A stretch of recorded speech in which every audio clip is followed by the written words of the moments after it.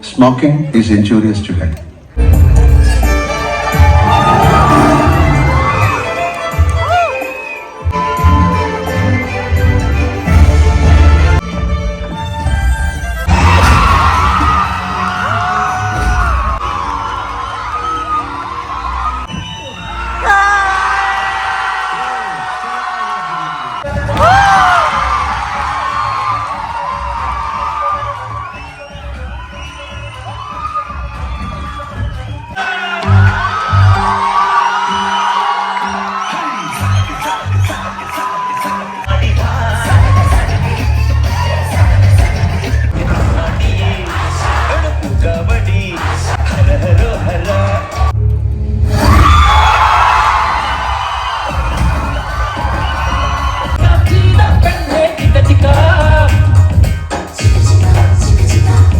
രാവണപ്രഭു രഞ്ജിത്ത് ആദ്യമായിട്ട് സംവിധാനം ചെയ്ത സിനിമ, മനോജ് കെ ജയനും ലാലേട്ടനും ആദ്യമായിട്ട് ഒരുമിച്ച് അഭിനയിച്ച സിനിമ.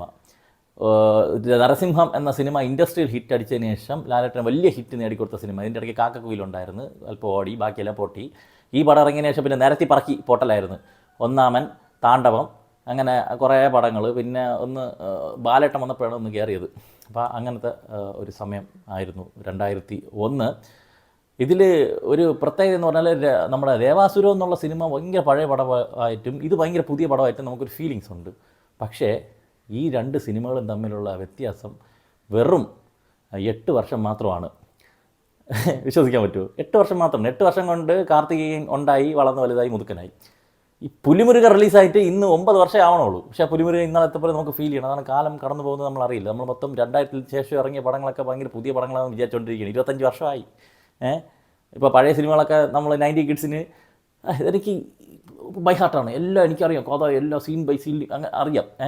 ഈ പടവും ഞാൻ പണ്ട് കുറേ പ്രാവശ്യം കണ്ടിട്ടുണ്ടെങ്കിൽ ഇപ്പം കാണാൻ കുറച്ച് ഗ്യാപ്പിന് ശേഷമാണ് ഞാനിപ്പോൾ കാണുന്നത്. എൻ്റെ വിചാരം എല്ലാം എനിക്കറിയാം, കാണാൻ പടമാണെന്ന്. പക്ഷേ ഇത് കണ്ടപ്പോഴാണ്, സീൻ ബൈ സീൻ കണ്ടപ്പോഴാണ് ഒരു പുതുമ, ഇവിടെ ഇത് അങ്ങനെ ഒരു സാധനമാണ് കിട്ടിയത്. നിങ്ങൾക്ക് സംശയം ഉണ്ടെങ്കിൽ നിങ്ങൾ തലയിൽ കയറ്റി വെച്ചിരിക്കുന്ന ആ താളവട്ടം, അദ്വൈതം, അഭിമന്യു, ഇതൊക്കെ എടുത്ത് പോയിട്ട് കണ്ടു നോക്കും. നിങ്ങൾ ഫ്രഷ് ആയിട്ട് കാണുമ്പോൾ തോന്നും. പക്ഷേ നമ്മുടെ മനസ്സിനകത്ത് കുറേ സീനുകളും അതിൻ്റെ മെയിൻ കഥയും ഡയലോഗുകളൊക്കെ ഓർമ്മ ഉള്ളതുകൊണ്ട് നമുക്ക് ഫുൾ അറിയാമെന്നുള്ള വെറും വിദ്യാധാരണയുടെ വർഷങ്ങൾ ഒരുപാട് പോകണേ. 10, 30, 35 വർഷങ്ങളായി കുറേ ഈ പടങ്ങളൊക്കെ ഇറങ്ങിയിട്ട്. നമ്മുടെ വയസ്സായി കേട്ടാ. അപ്പം ആ ഒരു ഇതായിരുന്നു. അപ്പോൾ ഇത്രയും കാലത്തിന് ശേഷം ഈ സിനിമ കണ്ടപ്പോൾ ഈ സിനിമയുടെ ടെക്നിക്കലി ഉള്ള മാറ്റങ്ങൾ ഞാൻ പറയാം.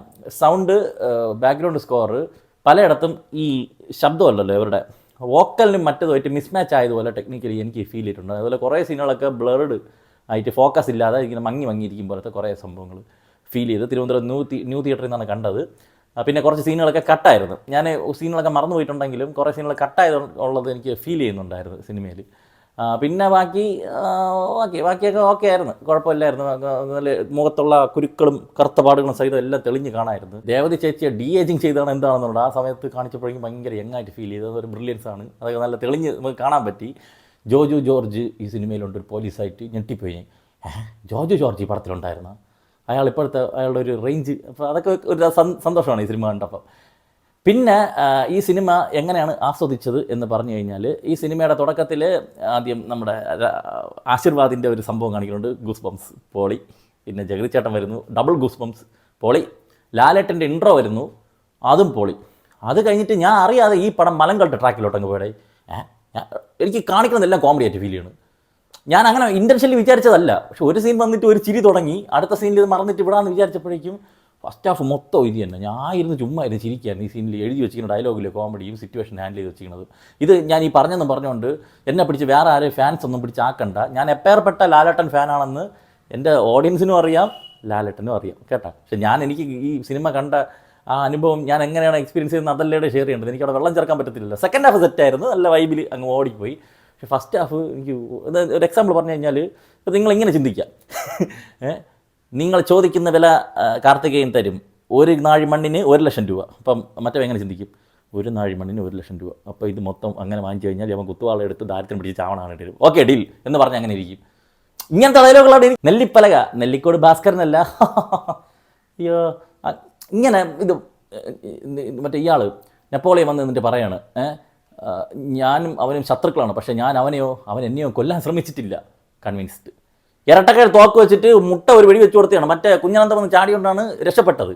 വേറെ ഒരു സീൻ ഉണ്ടായിരുന്നു ഇതിൽ കട്ടായെന്ന് തോന്നുന്നു, എനിക്ക് കൃത്യമായിട്ട് ഓർമ്മയില്ല. അങ്ങനെ ചെയ്താണ്. ഇയാൾ കൺവിൻസ് ചെയ്തപ്പോഴേക്കും ഇതും കേട്ടിട്ട് കാർത്തികേയൻ ഇങ്ങനെ തിരിച്ച് നടന്നു വരെയാണ്. ഈ റോൾ സുരേഷ് കൃഷ്ണയ്ക്ക് കൊടുക്കേണ്ട റോളായിരുന്നു. പക്ഷേ എന്ത് ചെയ്യുക, പഴയ പടത്തിൽ നെപ്പോളിയൻ ആയിപ്പോയില്ല. അപ്പം അങ്ങനെ തന്നെ വിധി എന്ത് പറയാം. ഇങ്ങനെ സിനിമയുടെ തുടക്കത്തിൽ ഇയാൾക്ക് ഇത്രയും ആശുപത്രി കിടന്നിട്ടും വൈഫിന് വയ്യ, ECG ഫ്ലക്ച്വേഷൻ ഉണ്ട്, നേരെ കൊണ്ടുപോകണത് മുണ്ടയ്ക്കൽ ആശുപത്രിയിൽ. എന്നിട്ട് അവിടെ നിന്ന് ഇറക്കി വിട്ട സമയത്ത് എന്ത് ചെയ്യണം, വേറൊരു ഹോസ്പിറ്റലിലേക്ക് പോകണം. അത് ചെയ്യാതെ മോനെ അന്വേഷിച്ച് നടക്കണത്. മോനെ അന്വേഷിച്ച് നടന്നിട്ട് മോന് അവിടെ പോയി ചന്ദനം ഇട്ട് കൊടുത്തിരിക്കണം ആശുപത്രി കൊണ്ട്. എന്നിട്ട് അവർ മരിച്ചപ്പോഴേക്കും സാറ്റിസ്ഫൈഡ്. ഭാര്യയും മരിച്ച് എല്ലാം പോയപ്പോഴേക്കും ആളിന് വെള്ളം അടിക്കണം, അതുവരെ മുടക്കി വെച്ചുകൊണ്ടിരിക്കുകയായിരുന്നു. ഇങ്ങനെയൊക്കെ ഒരു ഇല്ലോജിക്കലായിട്ടുള്ള ഒരുപാട് സീനുകൾ. അത് കാർത്തികേയൻ വരുന്നു. കാർത്തികേയൻ മറ്റേ അണ്ണാച്ചിക്ക് ഒരു വിഷയം നട റോഡിൽ വന്നപ്പോഴേക്കും സ്പോട്ടിൽ വന്ന് ഇറങ്ങിയ ആളാണ് കാർത്തികേയൻ. എന്നിട്ട് അമ്മ മരിക്കാൻ കിടന്നിട്ട് അമ്മയെ കാണാൻ വരാൻ ആ ഏരിയയിൽ അയാളില്ല, എവിടെ പോയാൽ എന്താ. എന്നിട്ട് വന്നിട്ട് നേരെ അമ്മയെ കാണാൻ പറഞ്ഞ നേരം ആശുപത്രി പോയിട്ട് ആശുപത്രി അടിച്ചു പൊളിച്ചിട്ട് വീട്ടിൽ വരികയാണ് മീശയും പിരിച്ചുകൊണ്ട് അമ്മയെ കാണാൻ. അയ്യോ, അങ്ങനത്തെ ഇങ്ങനെ ക്യാരക്ടർ കുറേ കാര്യങ്ങൾ ചെയ്തു വെച്ചിട്ട് എനിക്കത് ഭയങ്കര ഭൂലോക കോമഡി ആയിപ്പോയി. ഇയാൾ ഓരോ വള്ളിയും പിടിച്ചു വയ്ക്കും, നമ്മുടെ നീലാണ്ട് ഓരോ വള്ളിയും പിടിച്ചു വയ്ക്കും, മോൻ അതിൻ്റെ പേരിൽ ഊക്ക് വാങ്ങിച്ചു പിടിക്കും. എന്നിട്ട് ഇയാളുടെ മോള് മറ്റേ മോക്ക് MBBS പഠിക്കാൻ വേണ്ടിയിട്ടാണ് ഇത്രയും വലിയ വീടൊക്കെ പണയം വെച്ച് ലോൺ എടുത്ത് കൊടുത്തത്. അത് പിന്നെ അവൻ്റെ ബാങ്കിൽ അറിഞ്ഞിട്ട് മിണ്ടാതിരുന്നു പോട്ട്. എന്നിട്ട് എല്ലാം വിറ്റുന്നുണ്ട്, വെളിയിറങ്ങിയാണ്. അപ്പോൾ നാദൃശ പറയാണ്, നാദൃശ ഞങ്ങളുടെ വീട്ടിൽ താമസിക്കാം. ആ ആശുപത്രിയിൽ വെച്ചിട്ട് നമ്മുടെ ഭാര്യയുടെ കൊങ്ങയ്ക്ക് മറ്റേ കയറി പിടിച്ചപ്പോഴേക്കും അയ്യോ പൊത്തെന്ന് വിളിച്ചോണ്ടെന്ന് അവൻ എന്ത് വിശ്വസിച്ച് ഇയാൾ വീട്ടിൽ പോകും. ഇങ്ങനെ വിളിക്കുകയാണ് നാദൃശ.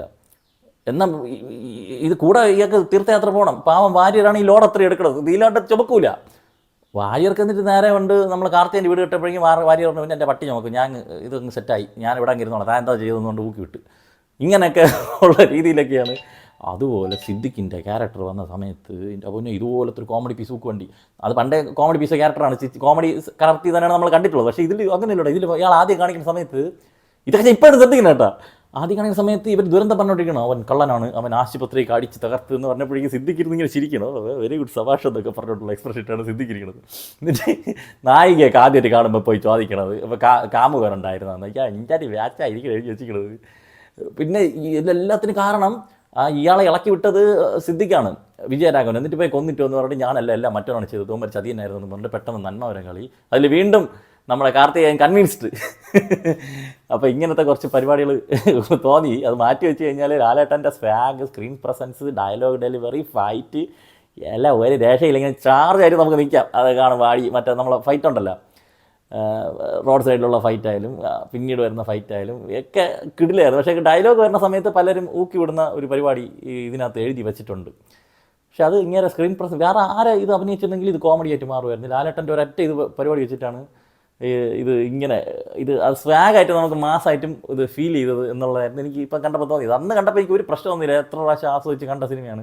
പക്ഷെ ഇപ്പം കണ്ടപ്പോഴേക്കും ആ ഒരു വൈബ്. ഞാൻ ചോട്ടാ മുംബൈ 2 പ്രാവശ്യം റീൽസിന് പോയി കണ്ട ആളാണ്. അത്രയ്ക്കും ഗംഭീര തിയേറ്റർ എക്സ്പീരിയൻസും വൈബ് ചാർജ് ആയിരുന്നു. ഇതിലെനിക്ക് അങ്ങനെ ചാർജ് പോയില്ല, പകരം ഇങ്ങനെ ഒരു സാധനം ഒന്ന് അടിച്ച് ഇനി എൻ്റെ കുഴപ്പമാണോ എന്ന് അറിഞ്ഞുകൂടാ. സെക്കൻഡ് ഹാഫ് ട്രാക്കിൽ ഒന്ന് ഇമോഷണലി കണക്റ്റായി സംഭവങ്ങളൊക്കെ ഉണ്ടായിരുന്നു. സെക്കൻഡ് ഹാഫ് അടിപൊളിയായിരുന്നു. ഫസ്റ്റ് ഹാഫ് പക്ഷേ ഈ ഒരു കുറച്ച് കാര്യങ്ങൾ മലങ്കൾട്ടായിട്ട് ഫീൽ ചെയ്തതെന്ന് വെച്ച് കഴിഞ്ഞാൽ നമുക്ക് ലാഗും പ്രശ്നമൊന്നും ഫീൽ ചെയ്തില്ല. ഇതിലെ കുറേ ഡയലോഗുകൾ നമ്മൾ കാർത്തികേയൻ പറഞ്ഞ സമയത്ത് ഇതൊക്കെ എന്തിനാണ് ഞങ്ങളടുത്ത് പറയണമെന്നാണ് മറ്റുള്ളവരുടെ എക്സ്പ്രഷൻ കണ്ടപ്പോൾ എനിക്ക് തോന്നിയത്. എന്നിട്ട് ഇവർ ഓരോ കഥാപാത്രങ്ങൾ വരുന്നു, ഇയാളെ തോണ്ടുന്നു, ഇയാൾ ഇതുപോലെ കടാകടിയാൻ കുറേ ഡയലോഗുകൾ പറയുന്നു, ഇവന്മാർ തേയുന്നു, ഓക്കെ ബൈ എന്ന് പറഞ്ഞിട്ട് പോകുന്നു.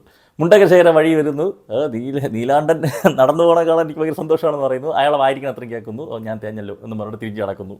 ഇങ്ങനത്തെ കുറേ സീനുകൾ ഈ പടത്തിലുണ്ട്. ഇപ്പം ഞാനിപ്പോൾ റീ റിലീസിൽ ഇത്രയും പഴയ എത്രയും നമ്മൾ സ്പടികം കണ്ട് ഒരു സാധനം ഫീൽ ചെയ്തില്ല, ഒരു പ്രശ്നമില്ല. ഈ പറഞ്ഞ വടക്കം വീരാതെ നമുക്ക് പഴമ മറ്റേ സാധനം ഒന്നുമില്ല, ഭയങ്കര ഫ്രഷായിട്ട് നല്ല ഒന്ന് വൈബിൽ കണ്ടോണ്ട്. വടക്കം വീരാതായാലും സ്പടികമാണെങ്കിലും ഈവൻ അന്ന് കണ്ടിട്ട് വലുതായിട്ട് ദഹിക്കാത്ത ദേവദൂതം പോലും ഭയങ്കര ഫീലിൽ കണ്ടുകൊണ്ടിരുന്നത്. ഇത് ഇങ്ങനെ ഒരു ഉൾട്ടായി പോകുമെന്ന് ഞാൻ പ്രതീക്ഷിച്ചില്ല. ഇത് എൻ്റെ മാത്രം അഭിപ്രായമായിരിക്കും, എനിക്കറിയില്ല. എടേ അണ്ണാ ഈ 6-ാം തമ്പുരാനെ ഇറക്കി വിട്, ഇങ്ങോട്ട് എന്തിന് വെച്ചോണ്ടിരിക്കണത്, 6-ാം തമ്പുരാനെ ഇറക്കി വിട്, പൊളിക്കട്ട്. അത് എത്ര പ്രാവശ്യം കണ്ടാലും അത് വേറെ സീൻ തന്നെ. അത് ആ പടം എന്ന് പറയണത് എത്ര പ്രാവശ്യം ടി വിയിൽ കണ്ടാലും നമുക്ക് ചാനൽ മാറ്റാൻ പറ്റില്ല. അങ്ങനെ കണ്ടു തീരണവരെ കണ്ടുകൊണ്ടിരിക്കുക. അങ്ങനത്തെ ഒരു പടം 6-ാം തമ്പുരാൻ. അപ്പോൾ ഇത് രാവണപ്രഭു ഇതൊക്കെയായിരുന്നു എനിക്ക് ഫീൽ ചെയ്തത്. പറയാനാണെങ്കിൽ സീൻ ബൈ സീൻ റോസ്റ്റ് ചെയ്യാൻ ഇഷ്ടം പോലെ ഈ സിനിമയിൽ ഫസ്റ്റ് ഹാഫിലുണ്ട്. ആ കാലഘട്ടമാണ്, അന്ത കാലഘട്ടം ആയതുകൊണ്ട് നമുക്കതൊന്നും വലിയ വിഷയമായിട്ട് തോന്നിയില്ല. ഇപ്പം കണ്ട സമയത്ത് ഇത് മുഴച്ച് നിൽക്കുന്നതായിട്ട്, ഇതെല്ലാം ഫോഴ്സ്ഡായിട്ട് കോൺഫ്ലിക്ട്സ് ഉണ്ടാക്കി ചെയ്യുന്നതായിട്ട് എനിക്ക് ഫീൽ ചെയ്ത്. ആദ്യം ആശുപത്രിയുടെ കേസ്, അമ്മ മരണം, അത് കഴിഞ്ഞിട്ട് ഫീസിൻ്റെ കേസ്. ഈ ഫീസ് എന്ത് ഇവന്മാർ ആരും ഉണ്ടല്ലോ, നാദൃശം അവൻ ആരോഗ്യം ഉണ്ടല്ലോ, പോയി പണിയെടുത്ത് തീക്കട്ട് ലോണ്, അല്ലെങ്കിൽ അവൾ ഡോക്ടറല്ലേ, അവൾ പണിയെടുത്ത് തീക്കട്ട്, ഇതൊന്നും ഇല്ലാതെ ഇറക്കി പോകാൻ പറഞ്ഞപ്പോൾ ഇറങ്ങി പോയി. എന്നിട്ട് പിന്നീട് അവൻ തിരിച്ചെടുക്കാൻ നേരത്ത് കുഴപ്പമൊന്നുമില്ല. അവൻ ആദ്യമേ അവൻ്റെ അടുത്ത് പോയി പറഞ്ഞാൽ പോരായിരുന്നു.